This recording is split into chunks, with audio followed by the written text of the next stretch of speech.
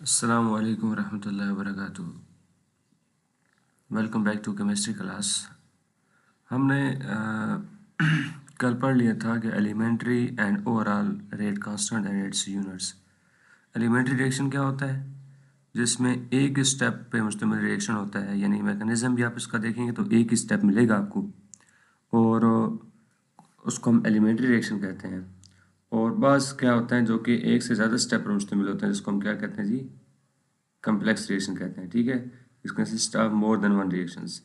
तो जो complex reaction होता है उसकी एक वेरी फेमस एग्जांपल है जो कि मैं यहाँ आपको देने जा रहा हूँ। वो ये है कि ओवरऑल हम रिएक्शन देखते हैं कि हमारे पास NO2 ने कार्बन मोनोऑक्साइड के साथ रिएक्शन करके नाइट्रोजन मोनोऑक्साइड और साथ कार्बन डाइऑक्साइड बना दिया। तो बज़ाहिर लगता है कि ये एक ही रिएक्शन हुआ है, रिएक्शन यानी कि एक ही स्टेप के अंदर रिएक्शन हुआ है। लेकिन हकीकत ये है कि जब आप इसको देखते हो तो इसका जब मैकेनिज्म देखते हो तो it consist of two steps. तो ये एक सिंपल या एलिमेंट्री रिएक्शन नहीं है, बल्कि ये क्या है जी? कम्प्लेक्स रिएक्शन है। तो इस type of reaction it is complex. तो ज़रा देखें आप, इसमें स्टेप वन क्या होता है? स्टेप वन ये होता है कि NO2, मैं पहले भी आपको ये बता चुका हूँ, ठीक है, दूसरे NO2 के साथ मिलता है, आपके पास NO3 बनता है और साथ क्या बनता है? NO बनता है। ये NO3 दोबारा रिएक्शन करता है क्योंकि ये इंटरमीडिएट रिएक्शन है, यानी कि रिएक्शन के दरमियान दोबारा इस्तेमाल होने वाला है। ठीक है, ये बनता भी रिएक्शन में है और टूटता भी रिएक्शन में है। ठीक है, अब दोबारा ये रिएक्शन में आता है, टेक पार्ट करता है, और किस में आता है जी? कार्बन मोनोऑक्साइड के साथ। तो आप देखोगे कि आपके पास NO2 बनेगा और साथ कार्बन डाइऑक्साइड बनेगा, कार्बन डाइऑक्साइड। अब इसको अगर आप ओवरऑल आप इसको सिंपल करना चाहो, वैसे सिंपल यूँ नीचे करते हैं, वैसे मैं नीचे लाइन लगा रहा हूँ। आप इसको, ये स्टेप वन है और ये स्टेप टू है, ठीक है। तो ये जो स्टेप वन है इसको स्लो स्टेप भी कहते हैं, इसको ये नीचे आपके पास गिवन है कि रेट डिटरमाइनिंग स्टेप भी है या रेट कंट्रोलिंग स्टेप भी इसको कहते हैं। ठीक है, तो ये जो रेट ऑफ केमिकल रिएक्शन होता है इसी के ऊपर डिपेंड कर रहा होता है। ठीक है ना। तो यानी कि जो हम लॉ लिखेंगे वो क्या कहते हैं? रेट लॉ लिखेंगे। ठीक है, यानी कि आपके पास रेट जो है इज इक्वल टू के, और ये आप NO2 दो बार आएगा आपके पास, क्योंकि NO2 ही होता है जो कि रेट ऑफ रिएक्शन को कंट्रोल करता है। ठीक है, और ये ही दोनों हैं, क्योंकि rate of reaction is directly proportional to the initial concentration of reactants.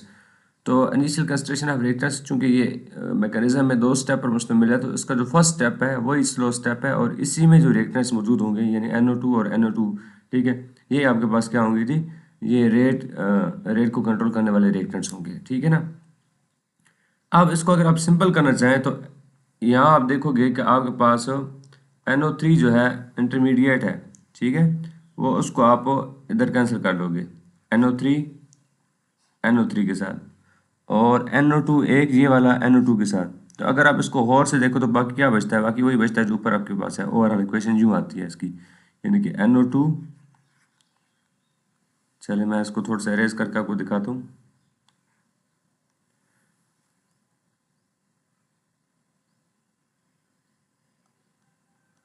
अच्छा जी, बस क्या है जी? NO2 प्लस CO, वही रिएक्शन आएगा, NO और प्लस CO2, यही बच जाता है ना, NO और CO2 बच जाते हैं। ठीक है। अच्छा, ये आपके पास नीचे गिवन भी है, इसको हम ज़रा नीचे भी देख सकते हैं, मसला नहीं है। ये आप देख सकते हो, ठीक है ना। ओवरऑल रिएक्शन क्या है? ओवरऑल रिएक्शन आप इसमें देख सकते हो कि आपके पास ये जो NO2 है, ठीक है, ये NO2 इधर के साथ कैंसर, ये जो NO3 है ये इधर वाले NO3, क्योंकि ये रिएक्शन इंटरमीडिएट है, ठीक है, इसके साथ कैंसर। तो आपके पास ओवरऑल इक्वेशन क्या बनेगी? NO2 प्लस CO और आगे एक एरो और NO प्लस CO2। ठीक है, ये देखें, इसने पहले स्टेप को स्लो स्टेप कहा है, जो कि आपको मैं बता रहा हूँ। ठीक है ना। तो ये एक कम्प्लेक्स रिएक्शन है, इसका मैकेनिज्म में दो स्टेप्स हैं। ठीक है। अच्छा जी, आगे हम इसमें कुछ अखज़ करते हैं कि हम आगे इसमें देखते हैं ना, आप देखोगे इसमें कुछ उसने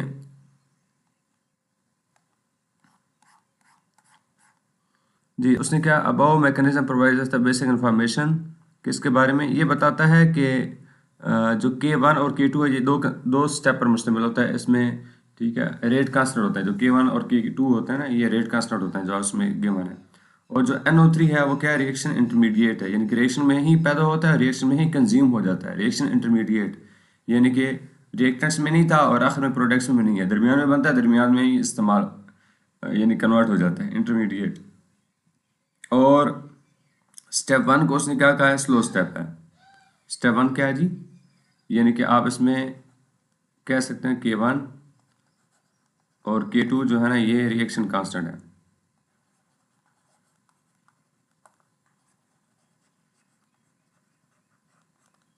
ठीक है, रिएक्शन कांस्टेंट है। और उसके अलावा उसने क्या कहा जी, NO3 जो है वो रिएक्शन इंटरमीडिएट है,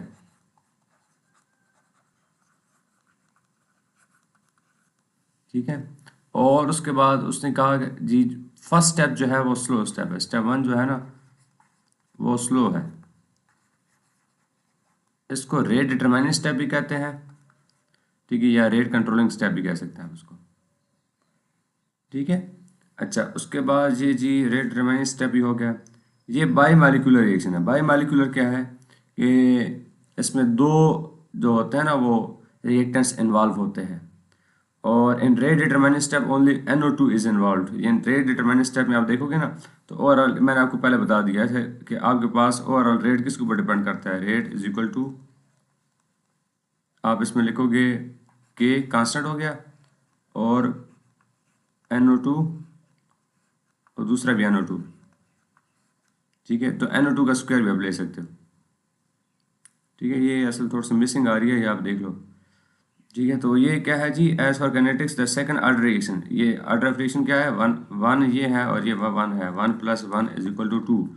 ऑर्डर ऑफ रिएक्शन क्या होता है, ऑर्डर ऑफ रिएक्शन होता है जो कि आपके पास रेट इक्वेशन में जो रिएक्टेंट्स हैं उसके मोलर कंसंट्रेशन के जो एज ए एक्सपोनेंट इस्तेमाल हुए हैं उनका सम है, the sum of exponents of the molar concentration of the reactants as in the rate law के अंदर जो molar concentration of reactants है उसके जो exponents हैं, उसकी क्या है जी, जो exponents हैं उनका सम, ठीक है। अच्छा जी, सेकंड ऑर्डर ऑफ रिएक्शन है और उसके बाद ये ओवरऑल रेट यूं बनता है, ठीक है। उसमें आगे मजीद देखोगे। अब अगला जो टॉपिक स्टार्ट होता है वो बहुत अहम है, वो ये है कि unit of rate constant. Rate constant होता क्या है, रेट कांस्टेंट मैं आपको बताता हूँ। आपके पास जो रेट बनता है एक, आप लिखते हो rate is equal to K और आप साथ लिख रहे हो NO2,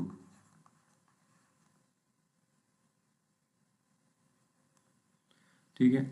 अब इसमें आप देखो आपके पास क्या होता है जी, आप इसमें जो K को अलग करते हो is equal to rate divide by NO2 का स्क्वायर। ये क्या है, ये रेट कांस्टेंट है। ये जो K है ना इसको प्रोपोर्शनैलिटी कांस्टेंट भी कहते हैं और इसको रेट कांस्टेंट भी कहते हैं। इसका यूनिट मालूम करना है, तो रेट का यूनिट क्या होता है, रेट क्या होता है, रेट मैं आपको बताता हूँ। रेट इज इक्वल टू, आप याद करें, change of concentration with the change of time, ठीक है। तो आप इसमें देखोगे चेंज ऑफ कंसंट्रेशन क्या है, मोल पर dm³, और चेंज ऑफ टाइम क्या है, चेंज ऑफ टाइम पर ये सेकंड है तो ऊपर जाके पर सेकंड हो जाएगा, तो ये बन जाएगा मोल पर dm³ पर सेकंड, ठीक है। तो ये आपके पास ये इसकी इक्वेशन बन जाती है, यानी कि आपके पास रेट का जो यूनिट है वो क्या है, मोल पर dm³ पर सेकंड। तो हम रेट का यहाँ यूनिट लिख देते हैं, मोल पर dm³ पर सेकंड डिवाइड बाय, और इसके यूनिट क्या है, कंसंट्रेशन का, मोल पर dm³, ठीक है। रेट ऑफ रिएक्शन का यूनिट क्या है, मोल पर dm³ पर सेकंड, ठीक है। ये दोनों बट्टे में है, मैंने इन दोनों को ऊपर लिखा ताकि -3 और -1 मैं लिख सकूं, ठीक है। तो ये क्या है जी, इसका मोल पर dm³, तो मोल पर dm³ साथ cancel is equal to K, तो आपके पास पर सेकंड आ जाएगा, ठीक है, क्या आ जाएगा जी, पर सेकेंड। अच्छा, इसी तरह और इस तरह इसका तो ये हो गया कि का क्या, मोल पर डीएम क्यूब, सॉरी ये इसका स्क्वायर था, मोल पर डीएम क्यूब का स्क्वायर है, क्योंकि एक बार नहीं लिखना क्योंकि इसका स्क्वायर है ना, तो दूसरा भी मोल पर डीएम क्यूब रह जाएगा। ठीक है, वो जो ऊपर जाएगा मैं इसको दोबारा कर देता हूँ आपको।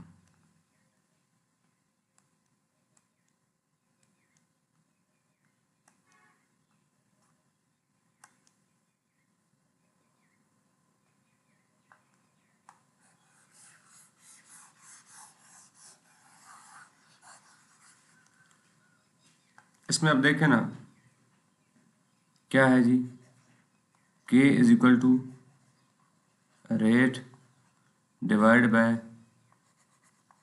NO2 का स्क्वायर। ठीक है, रेट का क्या है, मोल पर डीएम क्यूब पर सेकेंड। ठीक है, ये इसका यूनिट है। और NO2 का क्या यूनिट है, मोल पर डीएम क्यूब, या इसको आप यूँ लिख लें,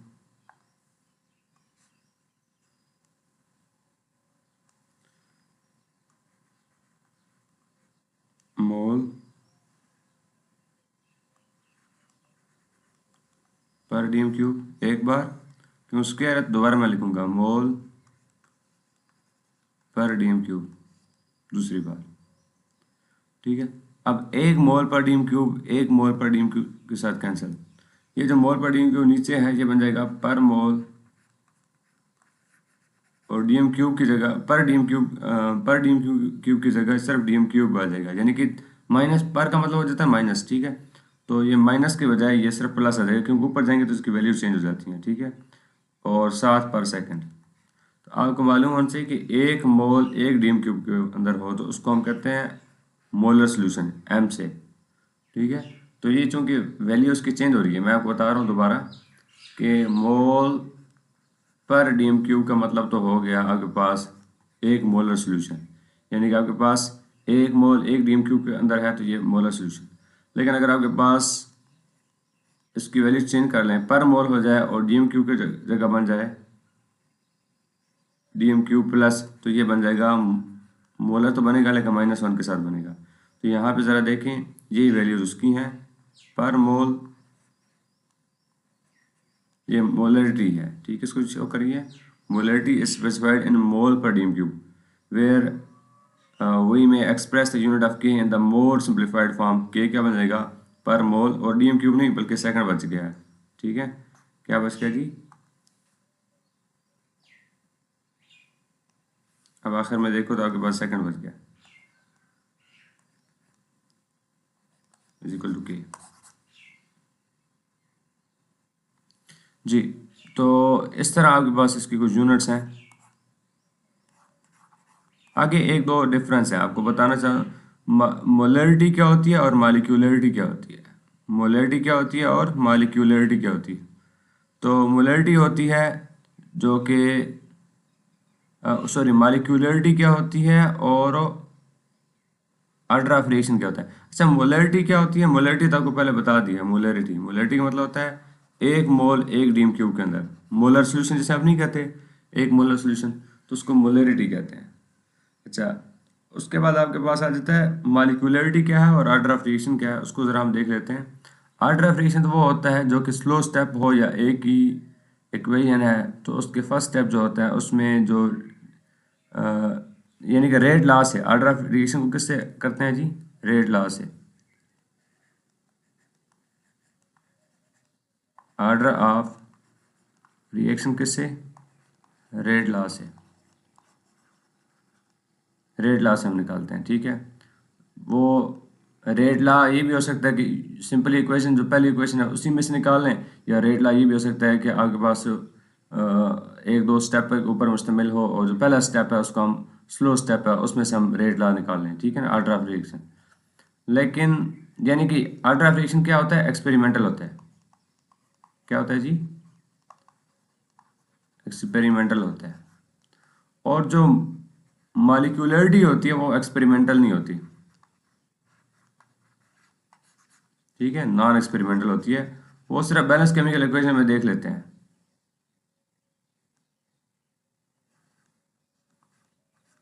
नॉन एक्सपेरिमेंटल होती है, ठीक है ना। और ये बैलेंस केमिकल इक्वेशन में देख लेते हैं, बैलेंस केमिकल इक्वेशन में आप इसको देख लेते हो, ठीक है। तो ये ऑर्डर ऑफ रिएक्शन एक्सपेरिमेंट से हमें मालूम होता है, ये डिफरेंट भी हो सकता है और मालिक्यूलरिटी आपस में डिफरेंट भी हो सकती है और सेम भी हो सकती हैं।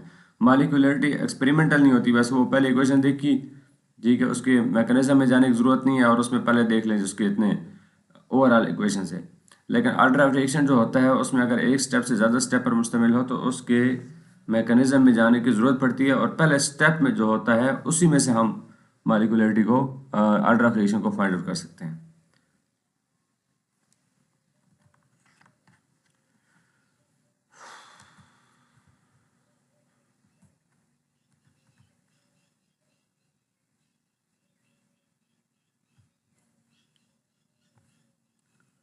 अच्छा, zero order of reaction,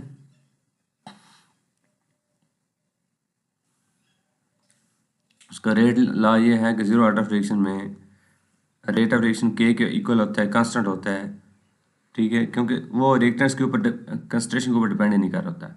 first order of reaction वो होता है जब रेट लॉ आपके पास क्या होता है, रेट इज इक्वल टू के, और ए क्या हो गया, यानी कि आपके पास फर्स्ट ऑर्डर कैसे पता चलेगा कि उसके ऊपर एक पावर है, ठीक है, एक्सपोनेंट का सम क्या हो जाएगा, 1 होगा, ठीक है। सेकंड ऑर्डर ऑफ रिएक्शन क्या होता है कि जब रेट इज इक्वल टू के, ए भी आ जाए और इसका भी एक है और इसका भी एक है, 1 + 1 कितना हो गया जी, 2, सेकंड ऑर्डर ऑफ रिएक्शन हो गया, क्योंकि रेट लॉ से हम ऑर्डर ऑफ रिएक्शन को फाइंड आउट करते हैं। या फिर ये होता है कि एक ही आपके पास रिएक्टेंट है लेकिन उसका स्क्वायर है, जिस तरह आपने NO2 का स्क्वायर लिया था, ठीक है। और थर्ड ऑर्डर ऑफ रिएक्शन जब आपके पास मोलर कंसंट्रेशन ऑफ रिएक्टेंट्स के जो एक्सपोनेंट है उसका सम क्या हो जाए, 3 हो जाए, 2 + 1 3 या 1 + 2 3, ठीक है। तो उनकी यूनिट क्या होंगे, उनकी यूनिट कैसे मालूम करेंगे, आपको मैं सिंपल सा एक तरीका बताता हूँ आपने ये अभी तकरार करना है, ठीक है। कैसे करेंगे मैं कौन सा बता दूँ, थर्ड ऑर्डर बता देता हूँ, ठीक है, आपको समझ आ जाएगी। आपके पास क्या है जी, थर्ड ऑर्डर का,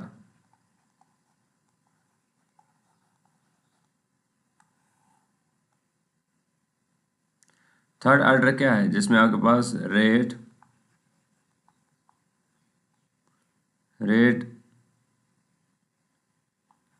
इज इक्वल टू के, ए का स्क्वायर और साथ क्या है जी, बी।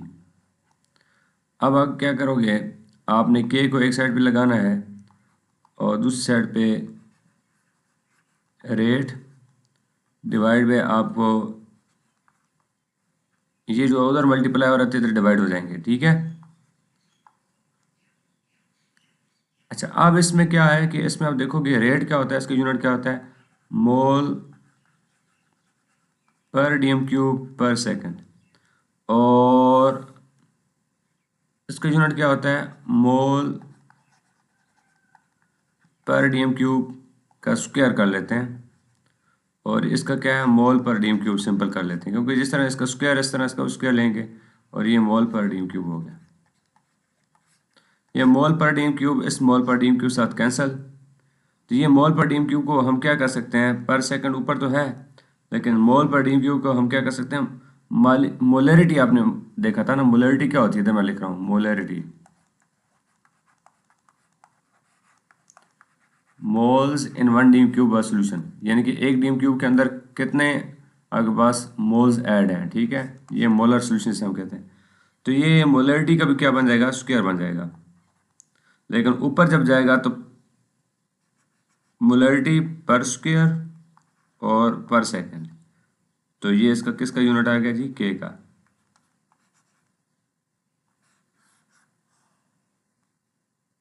देखें जरा, यही है, ये यूनिट है।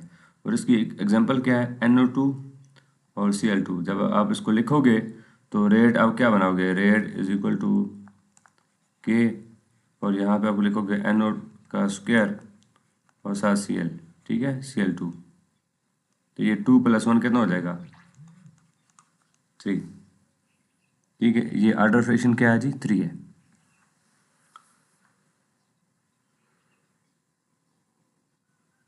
चलें, आज के लिए इतना ही काफ़ी है।